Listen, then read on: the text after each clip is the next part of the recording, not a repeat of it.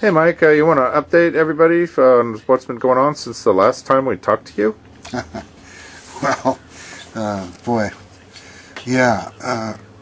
I guess I should first talk a little bit about my health, since the word has gotten out that I had a little hair-raising experience on Halloween, as a matter of fact.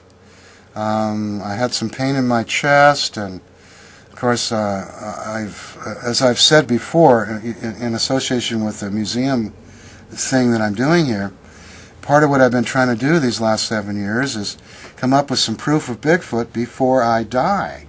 And boy, I had a close shave there, because I almost died without having accomplished this. And that happened on Halloween. I had chest pain.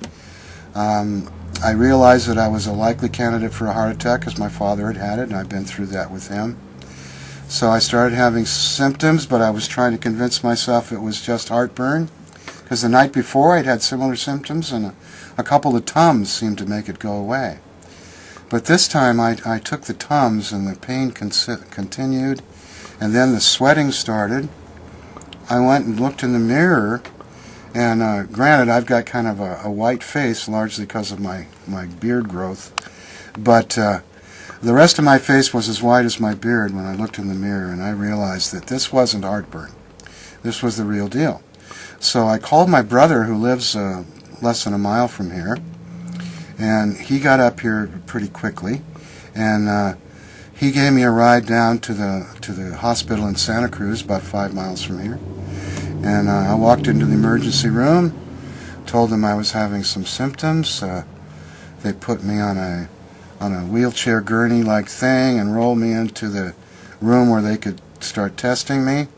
And I don't remember anything until I woke up, kind of with all these people all looking over me and showing me pictures of my arteries and telling me what they're going to have to do to me and all of this. And it was quite startling.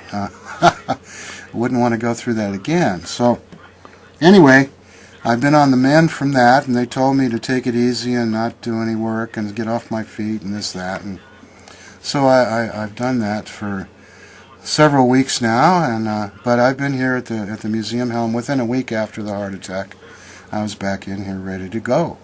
And what that heart attack told me was this: you never know when your time's going to come, and so you don't want to be wasting the time that you have.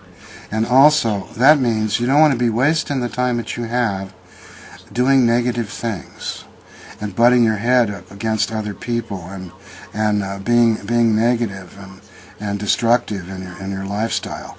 And so anything that even can be considered as having to do with those sorts of things, they're out of my mind completely these days, boy.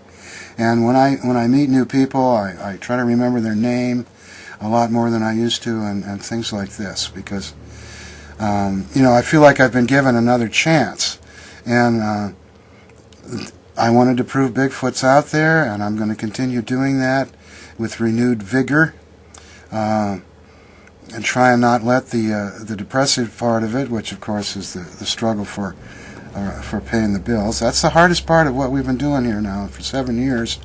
We've come a long way. We've discovered a Bigfoot presence in our area. We've been out doing field work with it. I've got 50, 60 years of previous experience just doing what people usually do, reading what others have written about it and what others have said about it. But now for 6 years I've been out in the woods, and I've experienced it myself, and we're ready to spread the word. That's what we're trying to do here, and what we're going to continue to do. And I just hope we can get some people out there to help out and to volunteer, because we're going to need warm bodies to put out in the woods and try and befriend the Bigfoot in our area, and that's what our next step is going to be, habituation. So I don't want to put that off much longer, but we need money for gas, we need money for batteries and other bits of equipment. And we're not out there trying to prove Bigfoot anymore. We believe we already have done that. And I have here at this museum evidence of Bigfoot in the local area that dates back to the time of the Ohlone Indians. And if any skeptics out there, you want to come and pick apart my evidence, come on at me. I'm ready. If somebody wants to check into the stories that we've amassed here over the past 6 years and prove that they're all made up or people's imaginations or Jungian archetypes, well, come on ahead. I challenge you to do that. So we here in Santa Cruz have a perfect avenue for testing the Bigfoot reality. We have a database that's appeared spontaneously, with nothing more than creating a platform, the platform being this museum, this space where you can feel free to talk about Bigfoot and other things of that ilk without being called an idiot or put down, where you can come in and tell me something that you've experienced, and I'm not going to laugh at you. I'm going to listen to what you have to say and give you the respect of at least listening and not poo-pooing it automatically. And this has taught me many things in the last 6 years. The people who've come in here from all over the world to tell me what they've experienced, the people that I've talked to who are trained biologists and outdoorsmen, firefighters, deputy sheriffs, and just everyday people out in the woods who've experienced this thing. And then here in this area in Santa Cruz, I get stories that come in every few weeks. I'll get a new story. Now, this story won't necessarily be something that occurred yesterday or the day before, but quite often it's something that occurred, say, 10, 12 years ago. And then when the story is spelled out to me, I find out that it's absolutely corroborating 10 other stories that I've overtaken over the years, indicating the presence of a particular large, hairy, man-like animal in a specific area all within, say, a square mile of each other. All these stories corroborating each other over the years.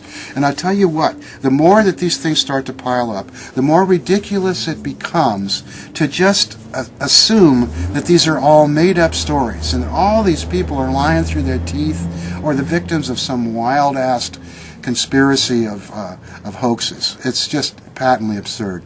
And the arguments that have been on over the years to push away the reality of these hairy men out in the forest, it's just absolutely staggering.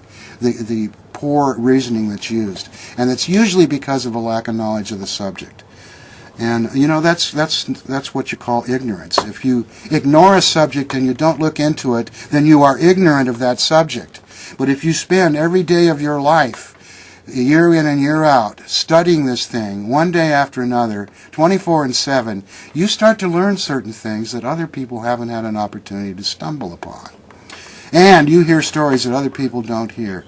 And I'm telling you, it's taught me a lot. And I'm just trying to share that with the world.